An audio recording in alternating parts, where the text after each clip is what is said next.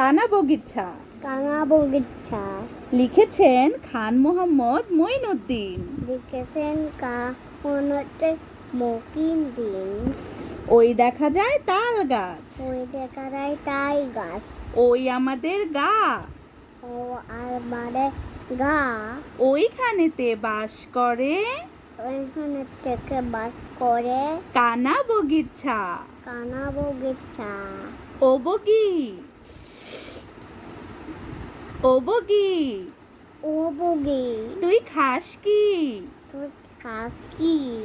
পান্তা ভাত। সুস কি? পান্তা ভাত।